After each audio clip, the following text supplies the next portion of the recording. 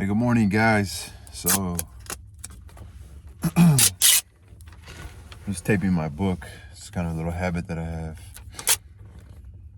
So, I don't go on Twitter. I don't go on maybe these Reddits. I just have other shit to do. Maybe when I grow a following and they start talking shit about me, maybe I'll go on Reddit or Twitter. People give a fuck about what I say. But my YouTube channel seems to be where I upload mostly. Instagram fucking sucks. For some people it works, beautiful women, buff dudes, tattoo artists, famous people, people who are rich, I guess, people who travel a lot, live different lifestyles. It's like showing your lifestyle, lifestyle, which is dope, to each their own. But for me, that shit's trash. Algorithms don't really like me too much. It's all good though, baby. Anyway, I couldn't really bring up Twitter and these underground websites, these underground social platforms, because I know there they share uncensored things, maybe actual footage. So just from what I could find on YouTube, it looked like the dude was choking the dude out. And just choking him. I don't know if he was waiting for him to go out because he felt if he would let him go, I feel like there was a lot of fear in that guy that had the choke on the guy. It's like one of those, he's so scared, but he finally made the move to choke him. And it's like, no, I can't stop. I gotta keep choking him, because I'm scared he's gonna get up and beat my ass, even though that guy looked pretty fucking healthy to me. I don't know what the fuck he was. What was he, like a... Fuck, I forgot. That guy Sweeney. I can't remember his name. The white guy that he got let out. Choking him. He was something. Oh, he was ex-Marine, I think. I think he was part of the maybe the service. He served in the military. And shout out to him for that. But I don't know. It's just one of those things where, like, I think the guy was afraid. He was afraid, or he wanted just to be showing people he could choke somebody. Like, it just looked funny. Like, he was like this, and then I don't know if the other man, the third man in the video, like grabbing the victims, the black victims, just describing you guys know who the victim was, right? It was a black man.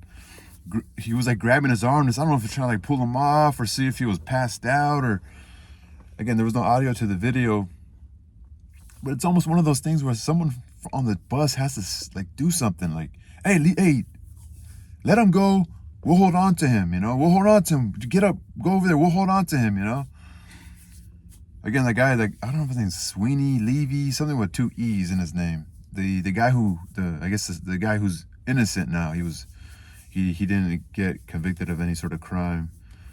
And so they should have told him, like, even though he looked pretty athletic and strong himself, and I guess the other individual, I don't know if he had mental issues or he was on drugs. And you also don't see what was happening before they're on the ground and getting choked, so you don't really have the full story, so it's kind of hard. But it's just one of those things. I'm just trying to maybe analyze and hypothesize.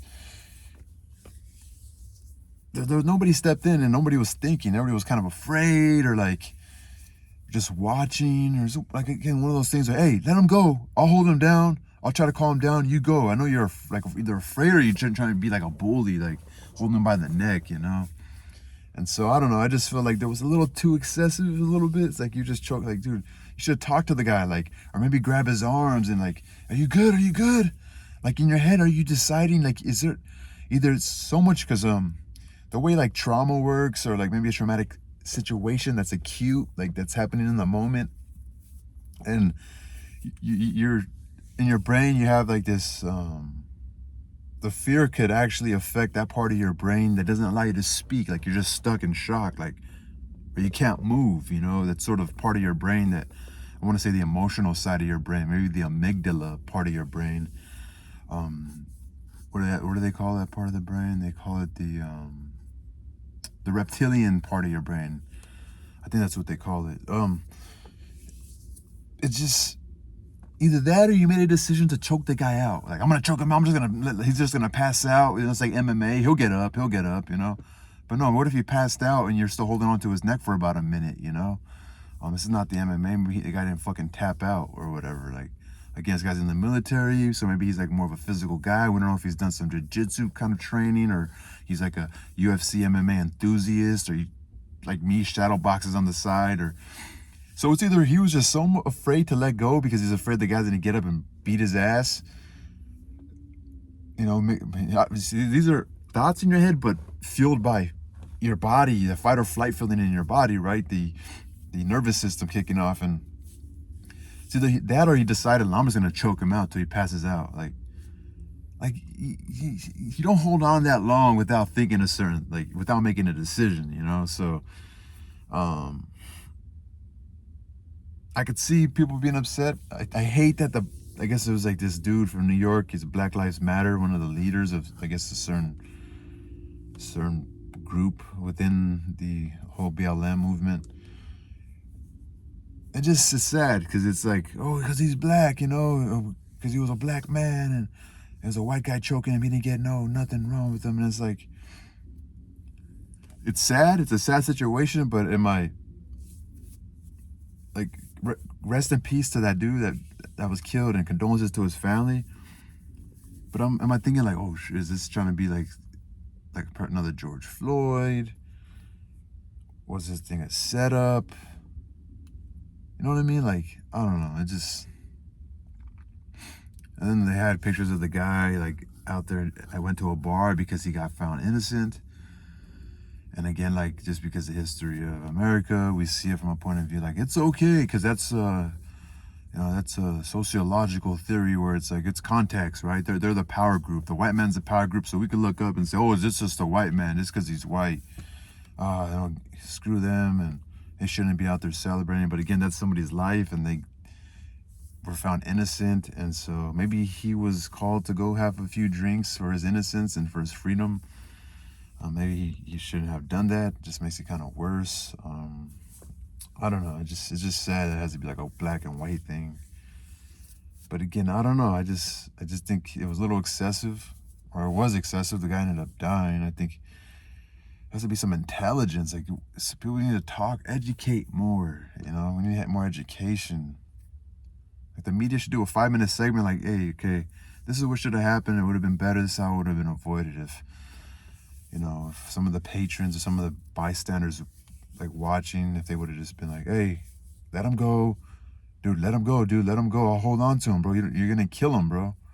Something like that, right? Or I don't know. I did watch the video. I think it was a little excessive, and I don't know if it was race related. I feel like you could tell a lot about people when you look at them. If, like, you know, like, oh, you could tell that's like an individual, and that's like a non-white guy. It doesn't seem like he likes white guys, or that's a white guy. It looks like he probably doesn't. He looks. I mean, I feel like you might be able to make a prediction about somebody just by looking at them. I mean, you could tell a lot more once they start speaking, but then even then, you don't even know, because they could look mean, sound soft, and they're just like trying to get by, right? Or maybe trying to hide something or get by, or I don't know. I just think you gotta be careful out there, man. I saw another video not too long ago where, like, some crazy dude, he was like a crazy, like, I don't know, he was just like antisocial, I don't know, like, he started arguing with these dudes on the train. He pulled out a knife and, like, stabbed 2 of them. One ended up dying. Like, just literally, this crazy guy gets on the train, upset about shit, talking out loud, fucking just looking for trouble, really. And these guys, like, just couldn't just, like, say, like, fuck, this guy's crazy, let me not get involved. Because I don't think they thought I was gonna get that. I don't think they thought I was gonna get that violent, you know? Like, just, like, you know, I don't know. You gotta just be careful. It's just literally just, it's not worth it, man. It's not worth it. Especially if you're arguing and then the guy brings out a knife, just say, all right, guy, it was just an argument, but you took it there. It's a different story, man. And then that guy, someone just died. They were trying to go home. They didn't think they were gonna die that day, you know? So I gotta be careful, man.